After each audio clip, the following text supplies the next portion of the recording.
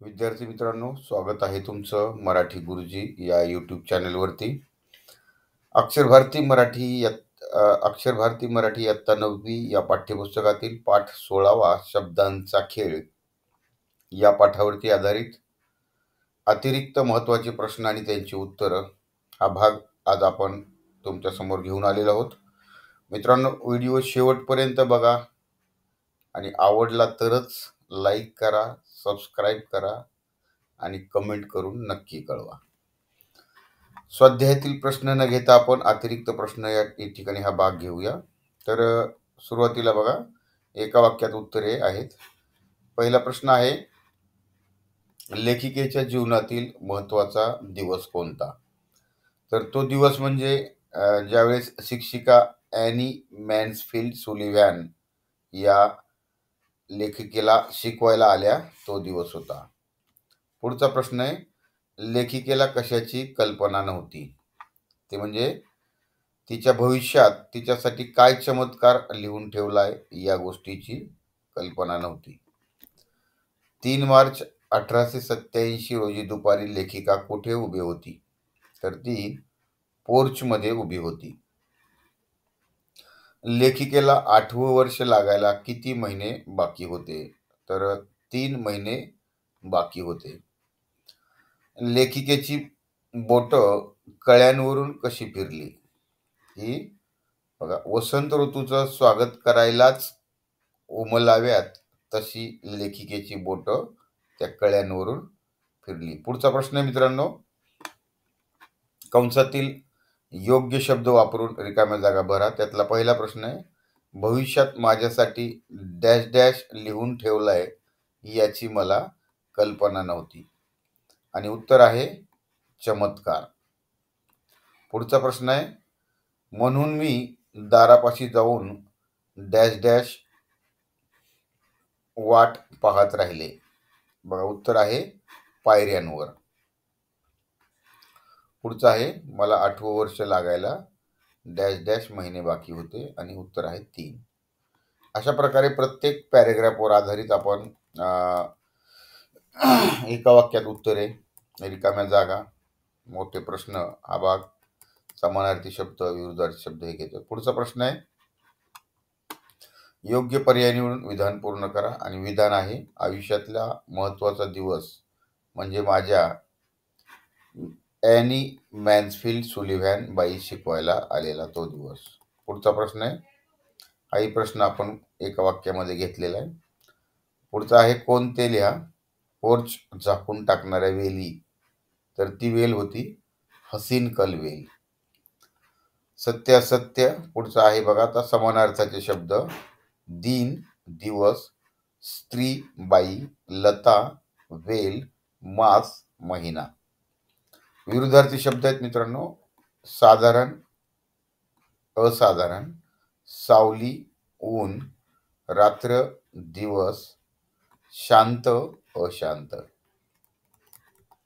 पुढचे प्रश्न आहेत बघा, उत्तरामध्ये आलेले अनेक वचनी शब्द, त्याचं एक वचन मी या ठिकाणी तुम्हाला सांगतो. महिने महिना, पायऱ्या पायरी, जाळ्या जाळी, सवयी सवय, कळ्या कळी, खानाखुना है ना, खुना एक वचन आहे, खून अनेक खुना अनेक वचन आहे आणि खून एक वचन आहे. आठवणी आठवण, बोट आणि बोट. तर अशा प्रकारे पुढचा प्रश्न आहे, वाक्यप्रचाराचा वापर करायचा आहे. नवल वाटणे आणि कल्पना नसणे या वाक्यप्रचारांचा वाक्यामध्ये उपयोग केलाय बघा. भविष्यात काय करायचं याची रमेशला काहीही माहिती नव्हती आणि आकाशात पसरलेलं इंद्रधनुष्य पाहून सर्वांना आश्चर्य वाटलं. बघा, या अर्थाचा म्हणजे हे माहिती नव्हती आणि आश्चर्य वाटलं, हे जे 2 वाक्यप्रचार आहेत, या वाक्यप्रचारांचा इथे वाक्यामध्ये उपयोग केलाय. आणि आता या वाक्यप्रचाराच्या अर्थाची वाक्य खाली बघा, कल्पना नव्हती आणि नवल वाटलं. वाक्यप्रचारांचा वाक्यात उपयोग करायचा, त्याचा अर्थाचा उपयोग करायचा, अशा प्रकारचा 5 मार्काला प्रश्न आहे. आता काळ बदला प्रस्तुत वाक्याचा भविष्यकाळ करायचा आहे बघा. याची काही मला कल्पना नव्हती. तर नसेल हे भूतकाळी क्रियापद त्या ठिकाणी लावलं आणि वाक्याचा भूतकाळ झाला. पुढचा प्रश्न आहे, आज काहीतरी वेगळं घडणार याचा मला साधारण अंदाज आला. भविष्यकाळी वाक्य करायचंय आणि अंदाज येईल, यावरून हे भविष्यकाळी वाक्य झालं. पर्यायी शब्द म्हणजे समानार्थी: जीवन, आयुष्य, इशारा, खानाखुणा, तर्क, अंदाज, पर्ण, पान. सोमतावरती आधारित महत्वाचा प्रश्न आहे. प्रश्न बघा, तुमच्या आठवणीतला महत्वाचा दिवस कोणता व याबद्दल तुमचे विचार व्यक्त करा. तर उत्तरासाठी बघा आपण या ठिकाणी बघा, माझ्या आठवणीतला महत्वाचा दिवस 10 डिसेंबर 2015 आहे. याला कारणही तसंच आहे. या दिवशी मला आंतर विद्यालय भाषण स्पर्धेत प्रथम पारितोषिक मिळालं व तेही महाराष्ट्र राज्याच्या मुख्यमंत्र्याच्या हस्ते. मला आतापर्यंतच्या विद्यार्थी जीवनात मिळालेलं हे पहिलंच बक्षीस होतं. त्यामुळं मला या दिवसाचं विशेष आकर्षण आहे. प्रथमच आयुष्यात मिळालेल्या यशाचा तो दिवस आहे आणि तो मी कधी विसरणे शक्यच नाही. मला आजही आठवतोय तो दिवस. माझं भाषण ऐकून सर्वांनी माझं कौतुक केलं. स्वतः मुख्यमंत्र्यांनी माझं भाषण ऐकून भविष्यात मला नेता होण्यास सांगितलं. म्हणून हा माझ्या आयुष्यातील महत्वाचा दिवस आहे. फक्त आता हा सोमतावरती आधारित प्रश्न आहे. तुम्ही फक्त या उत्तराचा आधार घेऊन तुम्ही तुमच्या आठवणीतला एखादा दिवस अशा प्रकारे तुम्ही लिहू शकता. पुढचा प्रश्न आहे, आकृतीबंध पूर्ण करा. यावरच आधारित एका वाक्यात उत्तर आहेत. बघा, इथं एका वाक्यातले प्रश्न आहेत, त्याची उत्तर बघा. प्रश्न आहे, लेखिका कशाने थकून गेली होती? तर ती सततच्या झगड्यानं थकून गेली होती. शिक्षणाला सुरुवात होण्यापूर्वी लेखिकेची अवस्था कशी होती? तर धुक्यात सापडलेल्या जहाजासारखी लेखिकेची अवस्था होती. धुकं म्हणजे फॉग. जसं समुद्रामध्ये एखादं जहाज धुकं पडल्यानंतर त्याला रस्ता समजत नाही, कुठं जायचं है ना, मग तशा प्रकारची अवस्था लेखिकेची झाली होती. पुढचा प्रश्न आहे, लेखिका कशाच्या प्रकाशात न्हाऊन निघाली? तर उत्तर आहे प्रेमाच्या.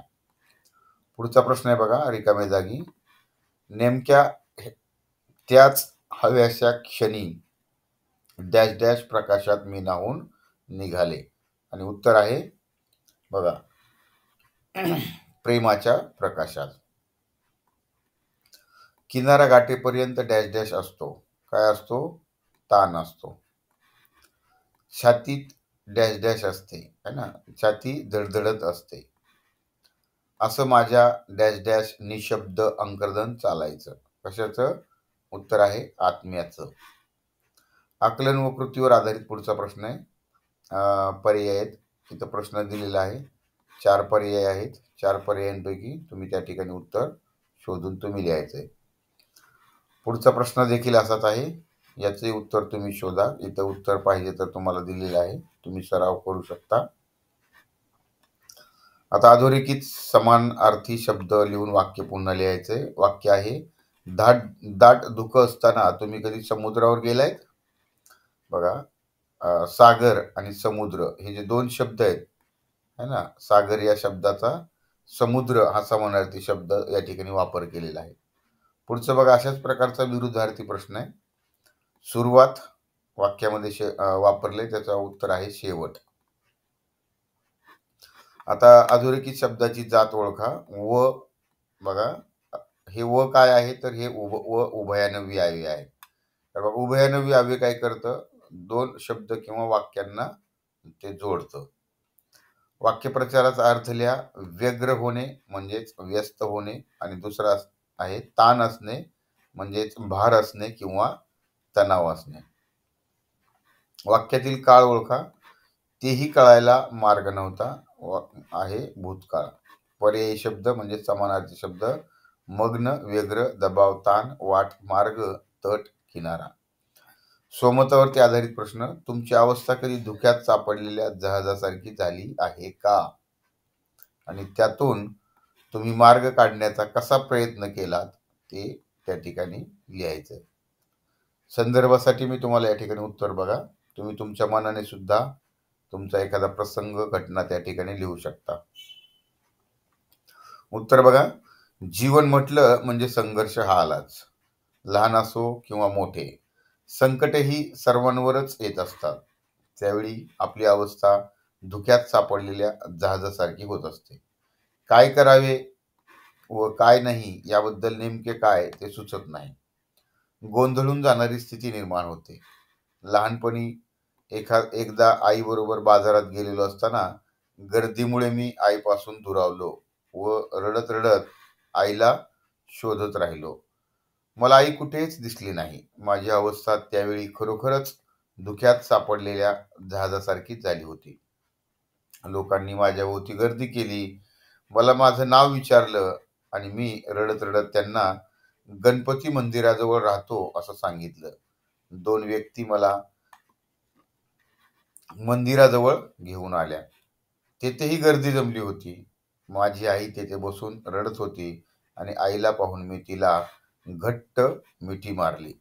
तर अशा प्रकारचा प्रसंग तुम्ही एखादा लिहायचा आहे, की जी बघा आहे ना, म्हणजे आपण आपल्यावर एखादं संकट आलंय, छोटं असेल, मोठं असेल आणि त्यातून आपण कशाप्रकारे मार्ग काढला. पुढच्या पॅरेग्राफवरती आधारित एका वाक्यात प्रश्न. त्यातला पहिला प्रश्न आहे, बाहुली कोणी सजवली होती? तर बाहुली ही लॉरा ब्रिजमननं सजवलेली होती. म्हणजे लेखिकेला ज्यावेळेस ह्या ॲनी मॅन्सफिल्ड सुलिव्हॅन बाई भेटायला आल्या होत्या आणि त्यांनी एक बाहुली घेऊन आल्या होत्या. बाहुली म्हणजे डॉल घेऊन आल्या होत्या आणि ती डॉल या लॉरा ब्रिजमननं यांनी सजवली होती. पुढचा प्रश्न आहे, लेखिकेच्या बाई शिकवण्याबरोबरच काय करायला आल्या होत्या? तर या लेखिकेवर मायेची पाखर घालायला आल्या होत्या. लेखिकेला कोणता खेळ आवडला? लेखिकेला बोटांचा खेळ आवडला. पुढे बघा, डॅश डॅश हा खेळ डॅश डॅश हा बोटांचा खेळ मला फार आवडला. तर बघा ते DOLL असं लिहिलेलं होतं ना, तो खेळ. पुढचा प्रश्न आहे, त्याहीपेक्षा जास्त माझ्यावर डॅश डॅश पाखर घालायला आल्या होत्या. कशाची पाखर? मायेची. धावतच मी डॅश डॅश उतरून मी आईपाशी गेले. काय उतरून? जिना उतरून. मी फक्त बोटांनी बाईचं डॅश डॅश करत होते. काय करत होते? अनुकरण करणे. अनुकरण करणे म्हणजे फॉलो करणे. बघा, आकलन व कृतीवर आधारित या ठिकाणी प्रश्न दिलाय आणि त्याचं पुढं या 4 पर्यायांपैकी कारण आपल्याला लिहायचं. हा प्रश्न देखील तुम्ही पाहू शकता. उत्तर इथं दिलेलं आहे. पुढचाही तसाच प्रश्न आहे. आपण बघा पुढच्या प्रश्नाकडे जातोय. लिंग बदला. वडील, आई, गुरुजी, बाई. बाई म्हणजेच मॅडम, त्यांना बाई म्हणतात पूर्वीच्या काळामध्ये. समानार्थी शब्द बघा. आता इथं डायरेक्ट उत्तराकडे जाऊया आपण. बाई शिक्षिका, आई माता, कर हात, हर्ष आनंद. पुढचा प्रश्न आहे विरुद्धार्थी शब्द. डोळस म्हणजे अंध. बघा, डोळस म्हणजे ज्याला दिसतं, अंध म्हणजे आंधळा. चढणे उतरणे. उत्तरामध्ये आलेले 2 अनेकवचनी शब्द, बोटांनी आणि एक वचन त्याचं होईल बोटाने. मुलांनी है ना, मूल. बघा, अधोरेखित शब्दांऐवजी पाठात आलेले योग्य वाक्यप्रचार वापरायचा आहे. प्रेम करतात, त्याचं उत्तर आहे मायेची पाखर घालतात.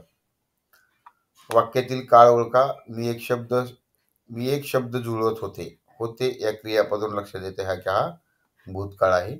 तर काळावरील आधारित म्हणजे व्याकरण जेही आहे, शब्दाच्या जाती, लिंग, वचन, समास या सर्व प्रकारांचे व्हिडिओ तुम्हाला अगदी व्यवस्थितपणे आपल्या यूट्यूब चॅनलवरती आहेत, मराठी गुरुजी या. त्या ठिकाणी तुम्ही जाऊन नक्की भेट द्या आणि नक्की पहा. आता पुढं बघा, काळ बदला. प्रस्तुत वाक्याचा भविष्यकाळ करायचा आहे आणि वाक्य आहे, प्रत्येक वस्तूला काहीतरी नाव असतं हे माझ्या लक्षात आलं. तर हे माझ्या लक्षात येईल. हे झाला भविष्यकाळ. मग हे भविष्यकाळाचे नियम असतील, समासाचे नियम असतील, लिंग वचनाचे जे नियम आहेत या सगळ्यांची माहिती तुम्हाला आपल्या त्या त्या टॉपिकवर काढलेल्या व्हिडिओमध्ये पाहायला भेटेल. पुढचा प्रश्न आहे समानार्थी शब्द. प्रेम म्हणजेच माया किंवा पाखर. हर्ष, आनंद. इथं बघा पाखर शब्द वापरला, पाखरं नव्हे. पाखरे म्हणजे पक्षी. पुढचा शब्द आहे कर, हात. नक्कल म्हणजेच अनुकरण करणे. स्वमतावरती आधारित प्रश्न बघा पुढचा. दिव्यांग मुलांना भाषा शिक्षणात येणारे संभाव्य अडथळे यावर तुमचं मत व्यक्त करा. आता प्रत्येकाचं मत हे वेगवेगळं असू शकतं. फक्त संदर्भासाठी आपण उत्तर कशा प्रकारे लिहायचं ते या ठिकाणी देतोय. दिव्यांग मुले ही विशेष करून मुकी, बहिरी व अंध असतात, है ना. जसं आपल्या लेखिका आहेत या पाठाच्या, हेलन केलर, या तिहेरी अंधत्वाने ग्रस्त होत्या. मुक्या होत्या, बहिऱ्या होत्या आणि अंध पण होत्या. त्यामुळे त्यांना शिकवणं ही एक प्रकारे तारेवरची कसरतच आहे, म्हणजे खूप कठीण काम आहे.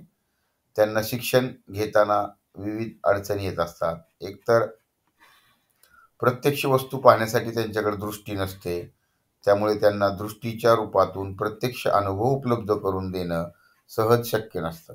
आणि अशा वेळी त्यांना शिकवताना स्पर्शाच्या माध्यमातून प्रत्यक्ष अनुभव देणे आवश्यक असते. स्वतः दिव्यांग मुलांनाही भाषेचं ज्ञान प्राप्त करून घेताना अशा प्रकारच्या प्रत्यक्ष अनुभवांशी समायोजन साधावे लागते.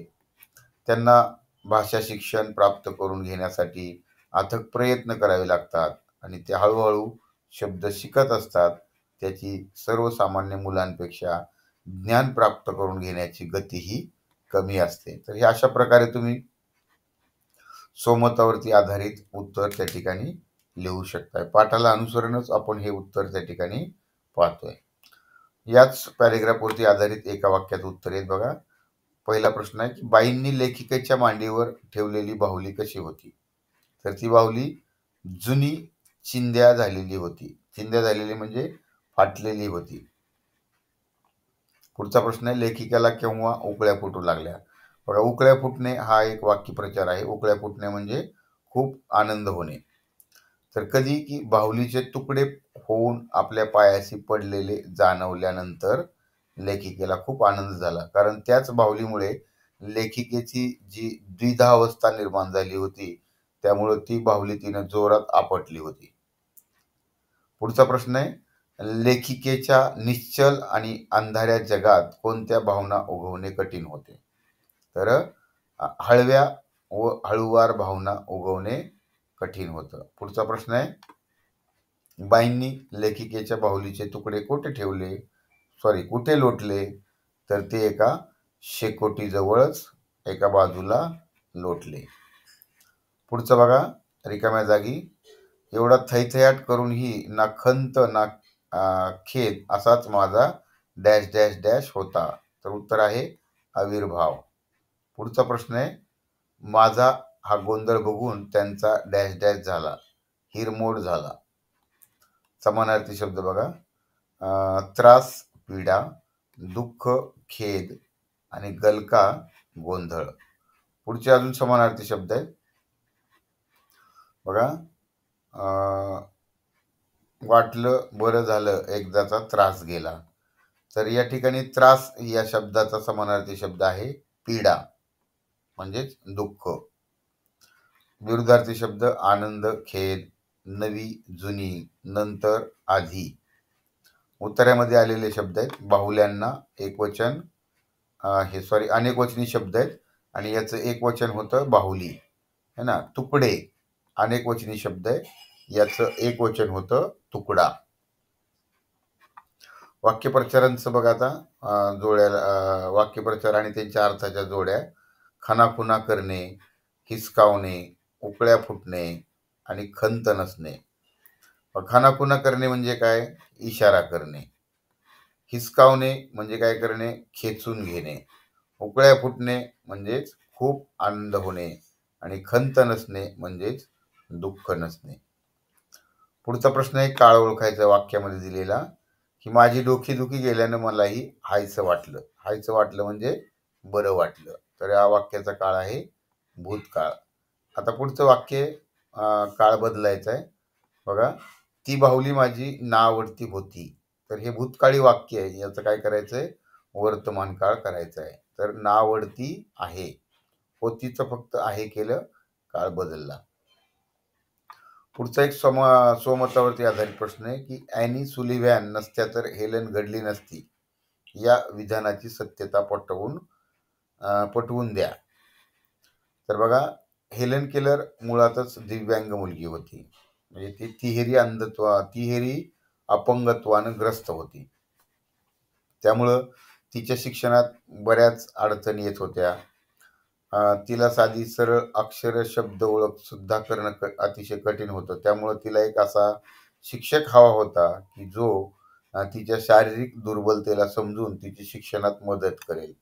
आणि ॲनी मॅन्सफिल्ड सुलिव्हॅन या अशा शिक्षिका तिला लाभल्या होत्या की आणि सुलिव्हॅन यांनी सर्वप्रथम तिच्यावर आपल्या मायेची पाखर घातली है ना. तिला माया म्हणजे ममता, प्रेम दिलं. शिकविताना तिच्या आवडीनुसार, तिच्या कलानुसार घेत तिला शिकवलं. आणि हेलेनच्या शिक्षणात जेव्हा जेव्हा गोंधळ व्हायचा तेव्हा तेव्हा बाई संयम बाळगायच्या. हेलेनची शिक्षणातील दुर्बलता लक्षात घेऊन बाईंनी केवळ अक्षर शब्द ओळख करून न देता त्याच्या अर्थाचीही ओळख करून दिली.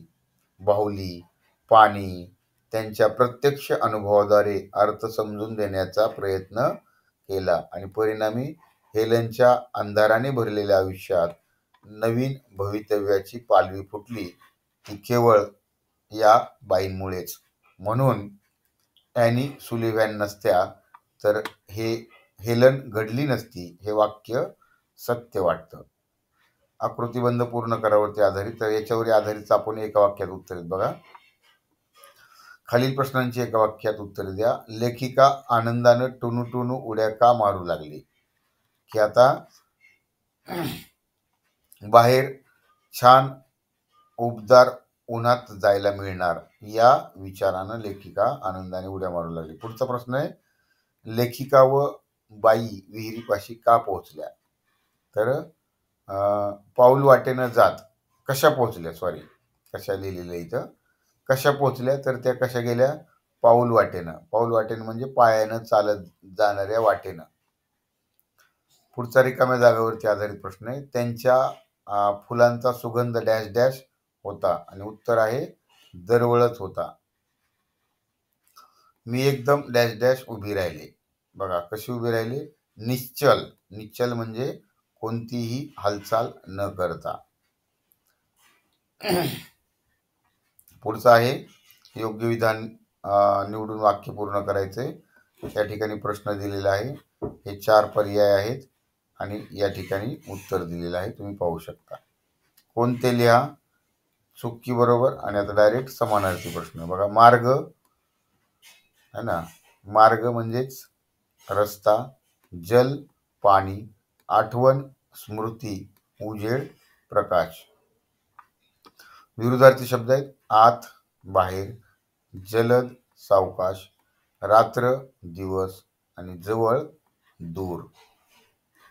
आता या ठिकाणी अधोरेखित विरुद्धार्थी शब्द आणि त्या शब्द लिहायचा आहे आणि त्याचा विरुद्धार्थाचा शब्द वाक्यामध्ये उपयोग करायचा आहे. अधोरेखित शब्द आहे स्पष्ट, त्याचा विरुद्धार्थी शब्द होतो अस्पष्ट.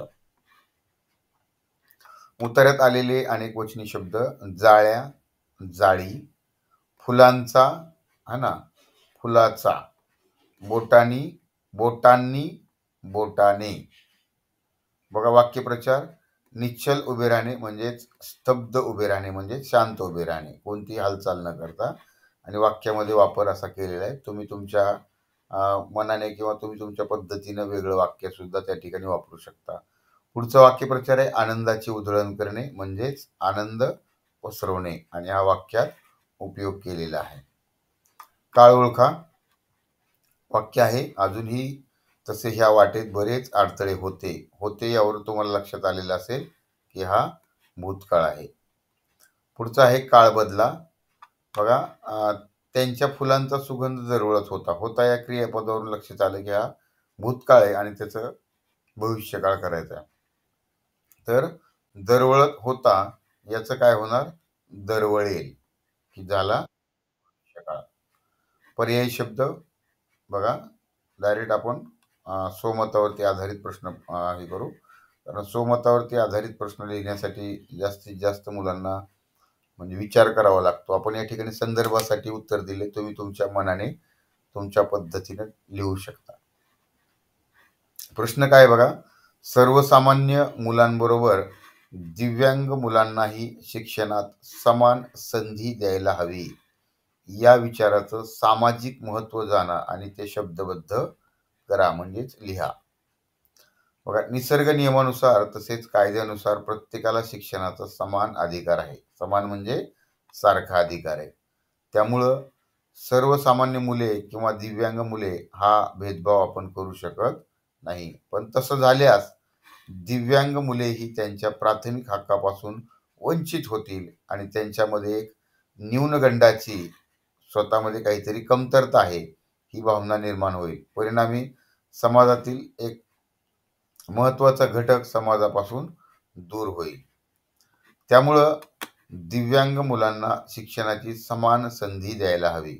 म्हणजे आपल्या इतर सर्वसामान्य मुलांप्रमाणे दिव्यांग मुलांनाही है ना, त्यांनाही शिक्षण घेण्याचा, इतर सगळ्याच गोष्टींचा अधिकार आहे. त्यामुळं त्यांना समान संधी द्यायला पाहिजे. शिक्षणामुळं त्यांच्यातील न्यूनगंड कमी होऊन ते आपल्या दिव्यांगावर मात करतील आणि ते स्वावलंबी बनतील. त्यांच्यामध्ये शिक्षणामुळे स्वाभिमान जागृत होईल. शिक्षणामुळे त्यांना समाजात मानाचं स्थान मिळेल. परिणामी समाजाची, देशाची प्रगती होण्यास मोठी मदत मिळेल. त्यामुळेच सर्वसामान्य मुलांबरोबर दिव्यांग मुलांना शिक्षणाची समान संधी द्यायला हवी. शेवटी बघा, आता एका वाक्यात प्रश्न आहेत. त्यातला पहिला प्रश्न आहे, लेखिकेचे मन कोणत्या गोष्टीसाठी आतुर झालं होतं? तर लेखिकेचं मन हे नवीन गोष्टी शिकण्यासाठी. दारापाशी आल्यावर लेखिकेला कशाची आठवण झाली? की तिने मोडलेल्या बाहुलीची. पुढचा प्रश्न आहे, लेखिकेला कोणती उत्कंठा लागून राहिली होती? तर ही लेखिकेला आयुष्यात पहिल्यांदाच उद्या कधी उगवतोय याची उत्कंठा लागली होती. रिकाम्या जागी आयुष्यात नव्यानं आलेल्या या शब्दांनी माझ्या डॅश डॅश पालवी फुटली, म्हणजे माझ्या भावविश्वात उत्तर आहे बघा. पुस्तकामध्ये जो शब्द वापर केलेला आहे तोच रिकाम्या जागी शब्द वापरावा लागतो. पुढचा प्रश्न आहे, तो दिवस माझ्या दृष्टीनं फार डॅश डॅश होता. कसा होता? नाट्यमय होता. समानार्थी शब्द है ना, नयन, डोळा, रजनी, रात्र, नजर, दृष्टी, मेहनत, प्रयत्न. विरुद्धार्थी शब्द बघा, जुने, नवीन, विस्मरण, आठवण किंवा स्मरण, बरोबर, चूक, अनिश्चित, निश्चित. अशा प्रकारे पुढचं बघा, पाठामध्ये आलेले उतार्यामध्ये आलेले काही अनेक वचनी शब्द आहेत. त्यांचं एक वचन पण मी तुम्हाला या ठिकाणी सांगतो. तुकडे, तुकडा, डोळे, डोळा, नवे, नवा. शब्द हा दोन्ही वचनात सारखाच असतो. आठवणी आणि एक वचन होतं आठवण. शेवटचा प्रश्न आहे बघा, आता हा डायरेक्ट स्वमतावरती आधारित बघू आता, की तुमच्या मते हेलन केलर आयुष्यात पहिल्यांदा उद्याची वाट का पाहत असेल? म्हणजे त्यांना उत्कंठा का लागली होती की उद्याचा दिवस कधी उगवेल? तर बघा उत्तर, हेलन केलर ही एक दिव्यांग मुलगी होती. आंधळेपणा, बहिरेपणा व मुकेपणा यामुळे तिच्या संपूर्ण आयुष्यात अंधार पसरलेला होता. परंतु शिक्षिका ॲनी मॅन्सफिल्ड सुलिव्हॅन यांच्यामुळे तिला शब्दांची ओळख झाली. नवीन शब्द कळू लागले. परिचित अपरिचित वस्तूंची नावं तिला कळू लागली. त्यामुळं अंधाराने भरलेल्या तिच्या जगामध्ये नवचैतन्य निर्माण झालं. त्यामुळंच हेलेनच्या आयुष्यात नव्यानं आलेल्या या शब्दांनी तिच्या भावविश्वात पालवी फुटली. अंधाराने भरलेल्या आयुष्यात जे घडलं नव्हतं ते घडलं. या सर्व कारणामुळे हेलन केलर आयुष्यात पहिल्यांदा उद्याची वाट पाहत असेल. तर मित्रांनो, या ठिकाणी या पाठावर आधारित जे अतिरिक्त महत्त्वाचे प्रश्न आणि त्यांची उत्तर हा जो भाग होता तो संपलेला आहे. मित्रांनो, व्हिडिओ कसा वाटला ते नक्की कमेंट करून कळवा आणि लाईक करा आणि व्हिडिओ जास्तीत जास्त आपल्या मित्रांपर्यंत शेअर करा. धन्यवाद.